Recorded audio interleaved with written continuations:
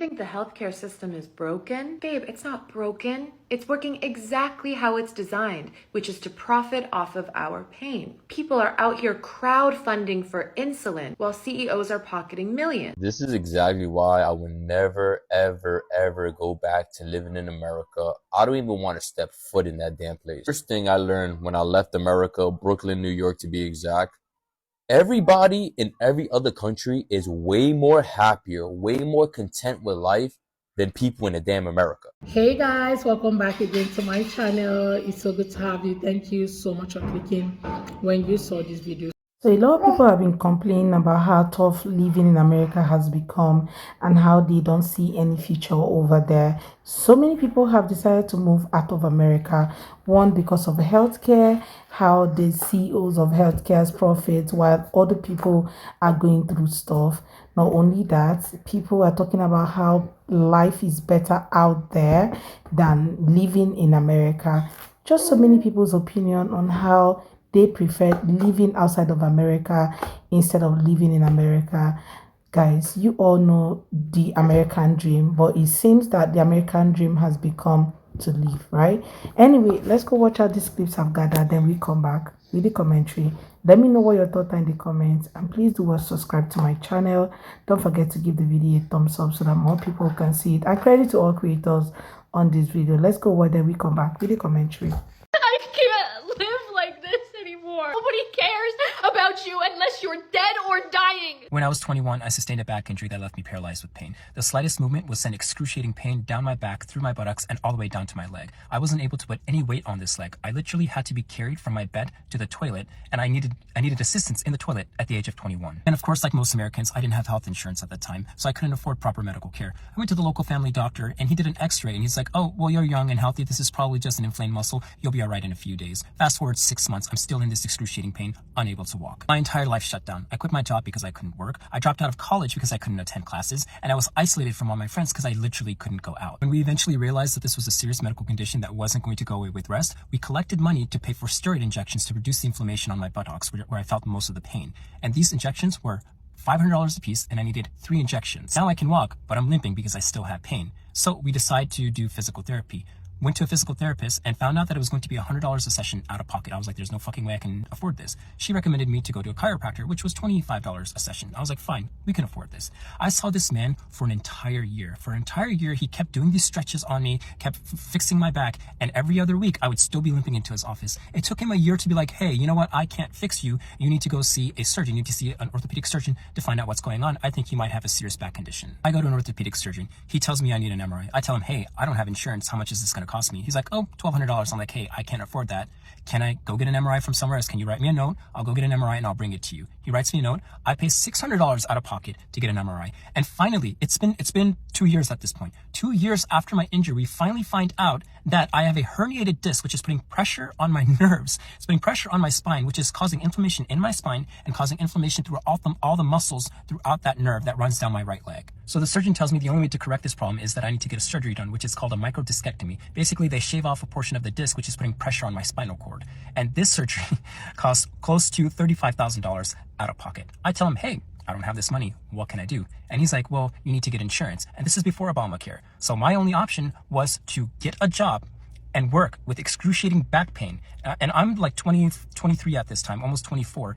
And the only jobs I can get without any work history, without a degree from a university, is retail jobs. So I spent the next 6 months of my life standing, folding fucking clothes at Express and JCPenney so that I could get insurance, so that I could pay for my surgery. Whilst I'm waiting to collect the money to afford my surgery, my doctor is prescribing me powerful painkillers. I'm talking Vicodin, oxycodone, Valium to help with my pain. These are highly, highly addictive medications. They're made from heroin, basically, the same poppy plant. He was prescribing them to me like candy. I would run out, he wouldn't ask another question. I would go in for my weekly or monthly visit. He would just write me another prescription. He's prescribing a child Vicodin.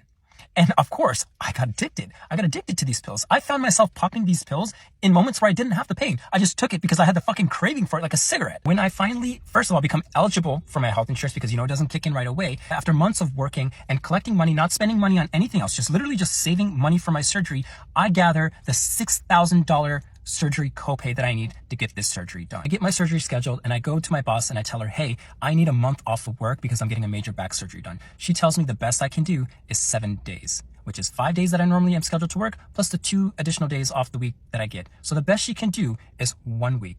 And I shit you not, 1 week after my surgery, I'm working at JCPenney and I'm bleeding through my shirt because I'm not supposed to be on my feet. I'm bleeding through my shirt and my manager goes, hey, there's some blood on your shirt. Go take care of that.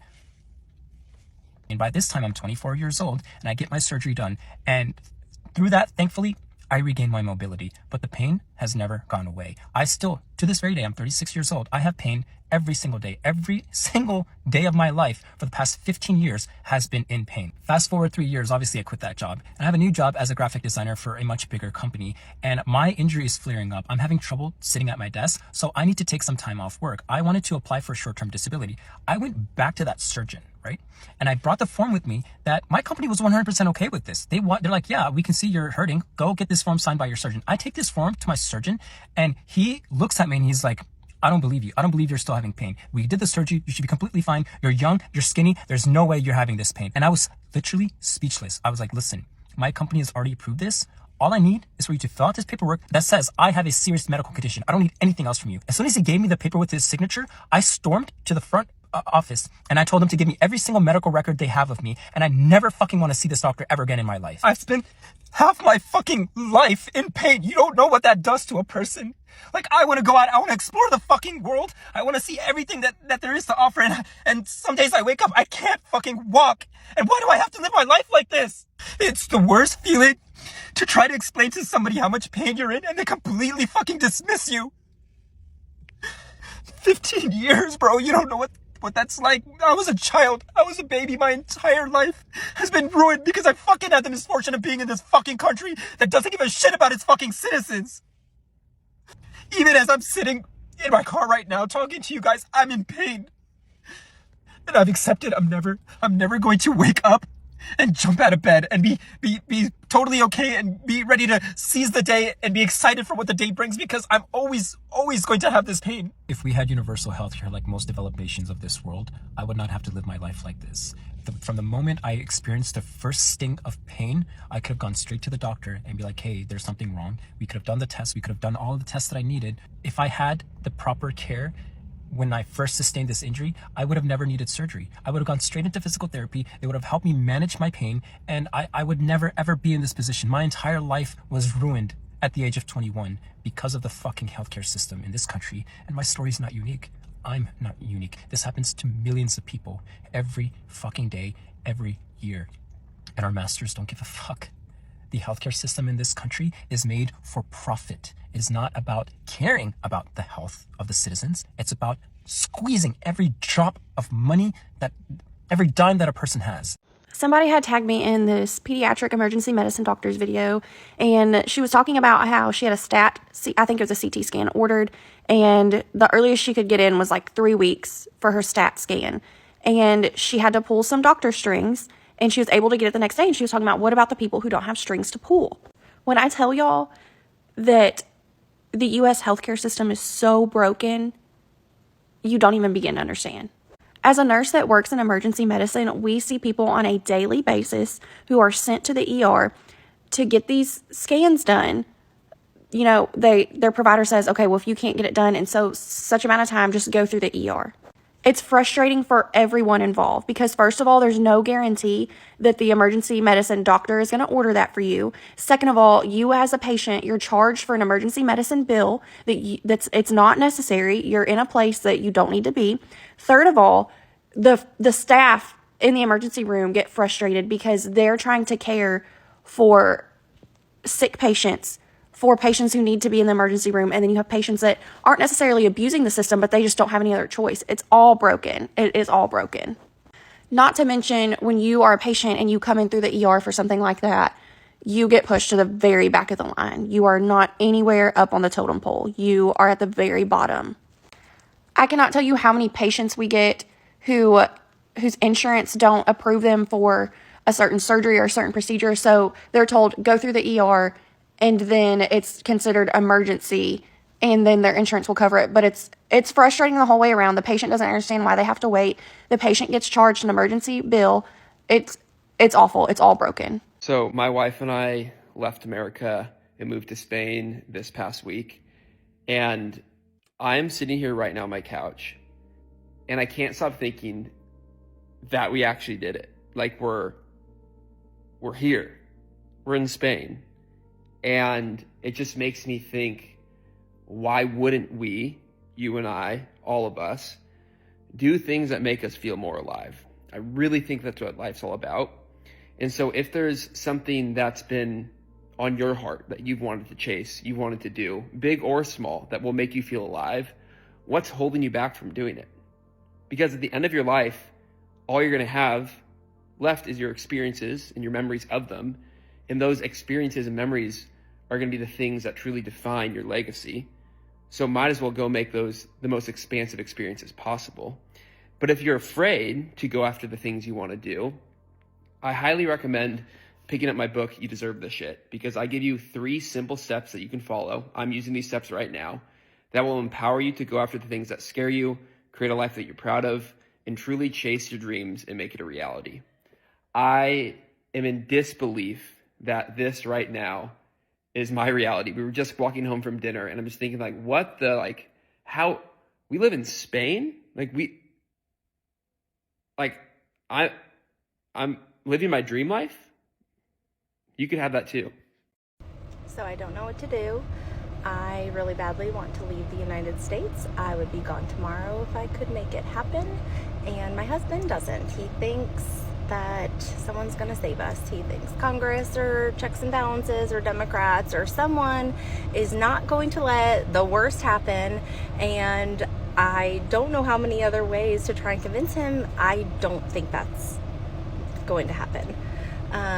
I want better for us. I want better for our kids. I want them to have a worldly, cultured childhood, and I want them to grow up in a better place than this. This is not a good life. And he's an engineer. I'm a nurse. We don't make a ton, but we're fine. But not here. This sucks. How do I get him on board with moving away from the United States?